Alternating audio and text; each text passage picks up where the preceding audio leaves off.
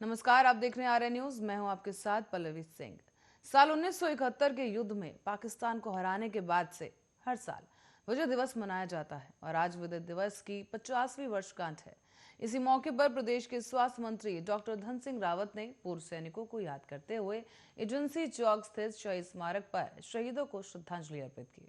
इस मौके पर उपस्थित सभी गणमान्य व्यक्तियों ने भी शहीदों को पुष्प चक्र और पुष्प अंजलि अर्पित की है और इसके साथ ही वीर शहीदों को याद किया गया।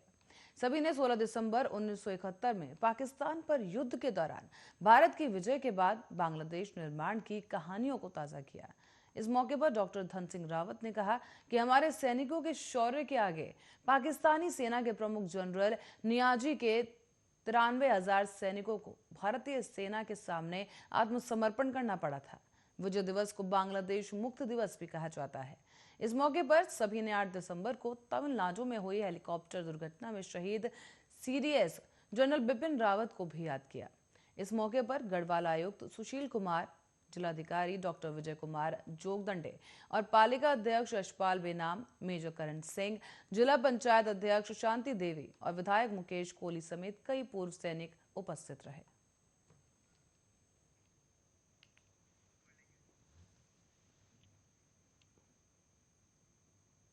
तो वहीं प्रधानमंत्री नरेंद्र मोदी के बाद अब देहरादून के परेड मैदान में गुजरने की बारी कांग्रेस के पूर्व अध्यक्ष राहुल गांधी की है।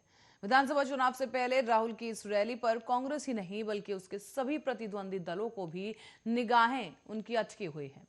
सियासी जानकारों का मानना है कि राहुल की रैली से चुनावी हवा का रुख तय होगा कि वो इस बार किस ओर बह रही है। राहुल की इस रैली को प्रदेश कांग्रेस भव्य बनाने की तैयारी में है। साथ ही पार्टी के कद्दावर नेता पूर्व सीएम हरीश रावत और प्रदेश अध्यक्ष गणेश गोदियाल, नेता प्रतिपक्ष प्रीतम सिंह और उनकी टीम ने अपने अपने मोर्चों पर रैली में ज्यादा से ज्यादा भीड़ जुटाने के लिए पिछले कुछ दिनों से खूब ताकत लगाई है। कांग्रेस के सूत्र ये भी बता रहे हैं कि पीएम मोदी की रैली में जुटी भीड़ को पार्टी ने लक्ष्य बनाया है। भीड़ के मोर्चे पर कांग्रेस की भाजपा से लंबी लाइन खींचने की कोशिश की गई है। दावा यह भी किया जा रहा है कि रैली प्रदेश भर से 50,000 से अधिक लोग शामिल करेगी। गुरुवार को परेड मैदान का माहौल बताएगा कि कांग्रेस की लाइन कितनी बड़ी है और लंबी कितनी खिंची है। सियासी जानकारों का मानना है कि कांग्रेस के सामने पीएम मोदी की रैली का टारगेट है।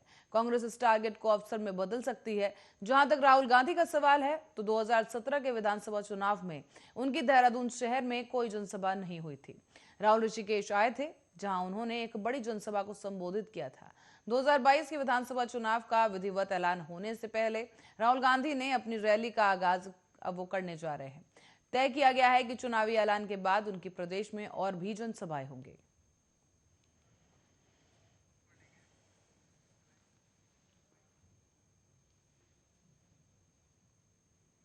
वहीं आम आदमी पार्टी के नेता कर्नल अजय गोटियाल ने कहा है कि उत्तराखंड में आपकी सरकार बनेगी तो दिल्ली सरकार की तरह शहादत पर 1 करोड़ की राशि दी जाएगी, जो कि प्रदेश सरकार सिर्फ शहीदों के आंगन से मिट्टी लाने तक सीमित है। कोटियाल ने यह भी कहा कि दिवंगत सीडीएस जनरल बिपिन रावत के निधन के बाद उनके परिजनों के प्रति सरकार का उदासीन रवैया है। इससे शहीद और सैनिकों की बात करने वाली भाजपा का दोहरा चरित्र सामने आता है। हेलीकॉप्टर दुर्घटना में शहीद सैन्य अधिकारियों और जवानों को उनके राज्य ने आर्थिक सहायता राशि की घोषणा कर दी है, लेकिन उत्तराखंड के रहने वाले और उत्तराखंड की शान शहीद जनरल बिपिन रावत के परिवार को अभी तक राज्य सरकार ने कोई आर्थिक मदद की घोषणा नहीं की। तमिलनाडु के कन्नूर में हेलीकॉप्टर हादसे में शहीद हुए विंग कमांडर पीएस चौहान को 50 लाख, स्क्वाड्रन लीडर कुलदीप सिंह को 1 करोड़, लॉन्च नायक जितेंद्र कुमार को 1 करोड़, लॉन्च नायक बीएस तेजा को 50 लाख, लॉन्च नायक विवेक कुमार को 5 लाख, हवलदार सतपाल राय और नायक गुरसेवक सिंह को अनुग्रह राशि देने पर कोई ऐलान कई राज्यों ने कर दिया है। कोचियाल ने यह भी कहा कि आपकी सरकार आते ही शहीदों को 1 करोड़ की राशि दी जाएगी। उन्होंने कहा कि जिन्होंने देश के लिए अपना सर्वोच्च बलिदान दिया है, उन सबके परिजनों का ख्याल रखना हमारी सरकार की पहली जिम्मेदारी होगी। यही सही मायने में शहीद का सम्मान होगा।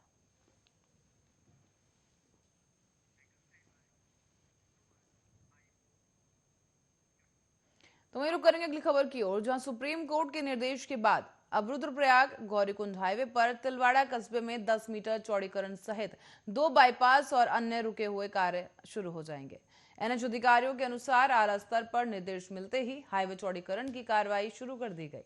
इस दौरान आपको बता दें कि प्रधानमंत्री नरेंद्र मोदी के ड्रीम प्रोजेक्ट में शामिल चारधाम ऑल वेदर रोड परियोजना में रुद्रप्रयाग गौरीकुंड हाईवे अब चकाचक हो जाएगा।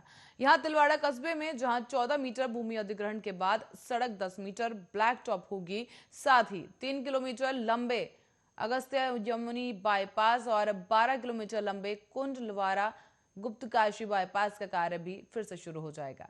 ये दोनों ही जगहों पर पिछले लंबे समय से कार्य रुका हुआ था। साथ ही प्रसिद्ध इतिहासकार और पर्यावरणविद प्रोफेसर अजय रावत का कहना है कि चारधाम राजमार्ग केवल भू राजनीतिक कारणों से ही नहीं बल्कि स्मारक दृष्टि से भी देश के लिए बेहद अहम है। प्रोफेसर रावत का कहना है कि देश की आजादी से पहले अंग्रेजों ने न केवल इसका महत्व समझा बल्कि इस क्षेत्र को खासी तवज्जो भी दी थी।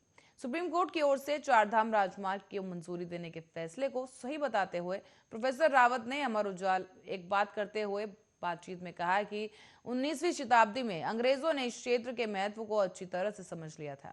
साथ ही प्रोफेसर अजय रावत बताते हैं कि ब्रिटिश शासन से पहले भारतीय शासक भी सीमावर्ती गांवों के महत्व को खूब समझते थे। उन्होंने बताया कि यही कारण था कि तब तत्कालीन शासकों ने बद्रीनाथ मंदिर का और उसकी एक शाखा पश्चिम तिब्बत क्षेत्र थिलोंग मठ में भी स्थापित की थी। बद्रीनाथ के प्राचीन रिकॉर्ड के भी इस बात की पुष्टि करते हैं।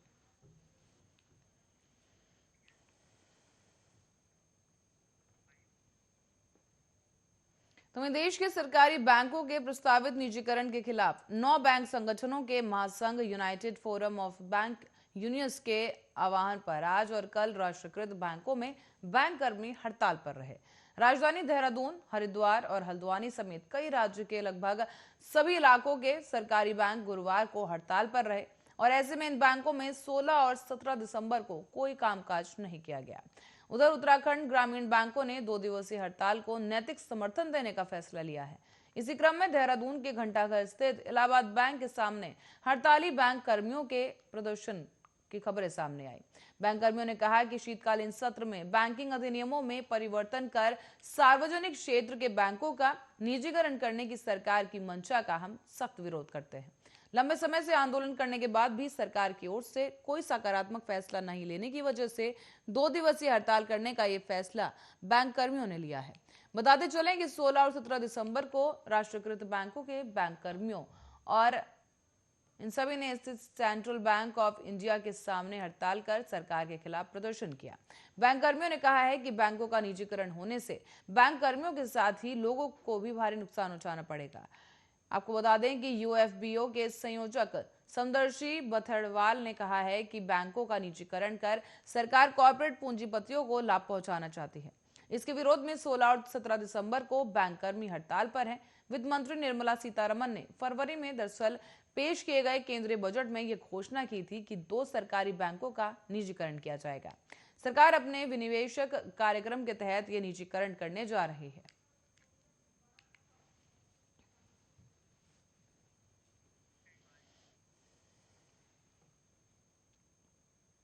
और इन सबके बीच एक अच्छी खबर भी सामने आ रही है जो कि बता दें कि नए साल से जुड़ी है। नए साल के जश्न मनाने के लिए उत्तराखंड तैयार हो गया है। पर्यटक स्थलों में अभी भी कारोबारियों ने तैयारियां शुरू कर ली हैं।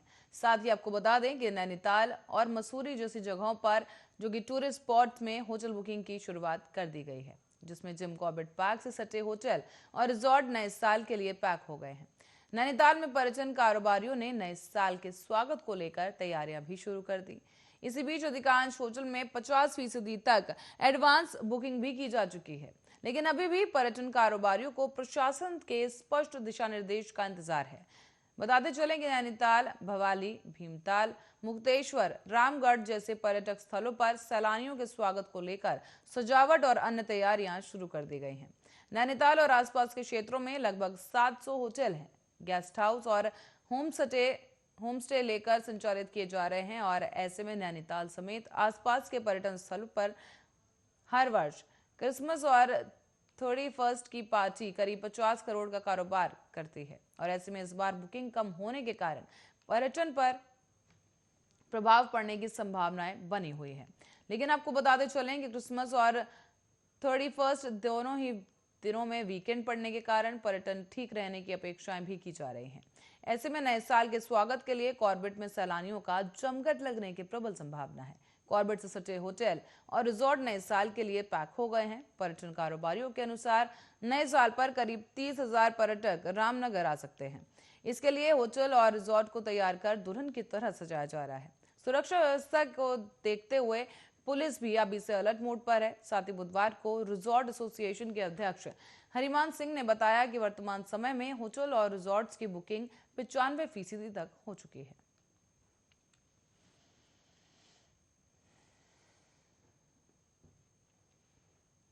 तो ये पुरानी रंजिश में 2 बाइकों पर सवार 4 युवकों के एक किसान पर गोलियां बरसाकर हत्या करने का मामला सामने आया है। हत्या से गुस्साए परिजनों ने और ग्रामीणों ने मिलकर जमकर हंगामा किया। पुलिस ने जल्द ही गिरफ्तारी का आश्वासन देकर मामला शांत कराया है। साथ ही शव को पोस्टमार्टम के लिए भी भेज दिया गया। उत्तर प्रदेश के ऋषिपाल को गुरुवार को सुबह ट्रैक्टर से लक्सर क्षेत्र के गांव कुड़ी भवानपुर लाया गया था। इस दौरान आपको बता दें कि रास्ते में 2 बाइक पर जो लोग सवार थे, उन्हीं 4 युवकों ने उसे रोक लिया और ताबड़तोड़ गोलियां बरसाकर हत्या कर फरार हो गए। सूचना मिलते ही परिजन और बड़ी संख्या में ग्रामीण मौके पर पहुंचे और जमकर हंगामा काटा। सूचना मिलते ही सीओ बहादुर सिंह चौहान और कोतवाली प्रभारी मौके पर पहुंच गए, जिसके बाद परिजनों को शांत करवाया गया। सीओ ने यह भी बताया कि मृतक एक किसान है और हत्या के पीछे जमीनी रंजिश की बात सामने आई है। हत्यारोपियों की जल्द ही गिरफ्तारी की बात भी कही गई, जबकि पुलिस ने शव को फिलहाल पंचनामा भरकर पोस्टमार्टम के लिए भेज दिया।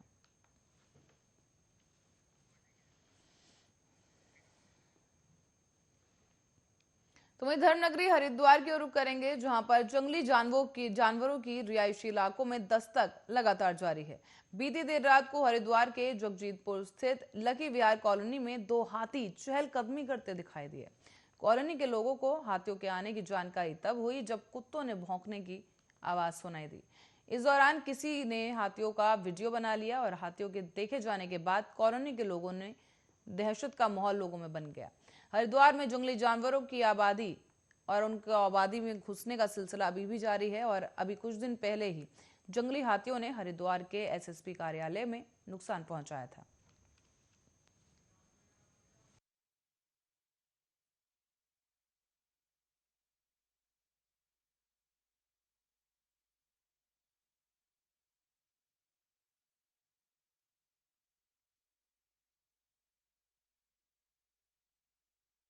किसी ने वीडियो बनाया था, जिसके बाद ये वीडियो सामने आने के बाद से इलाके में दहशत का माहौल है। यहाँ 2 हाथी रिहायशी इलाकों में चहलकदमी करते हुए देखे जा सकते हैं। इससे पहले आपको बता दें कि पहले भी हाथियों का एक झुंड जगजीतपुर में स्थित मातृ सदन आश्रम के बाहर देखा गया था। हालांकि तीनों हाथी बिना नुकसान पहुंचाए वापस चले गए थे, लेकिन वन विभाग जंगली जानवरों को रोकने के लगातार दावे करता है, लेकिन फिर भी ये जानवर आबादी में घुस रहे हैं। इसका बड़ा कारण यह भी बताया जा रहा है कि हरिद्वार जनपद का एक बड़ा हिस्सा राजाजी टाइगर रिजर्व पार्क की सीमा से लगा होने के कारण आए दिन जंगली जानवर रिहायशी क्षेत्रों में आते रहते हैं, जिसकी वजह से अक्सर मानव और वन्यजीव संघर्ष की स्थिति इनके बीच बनी रहती है।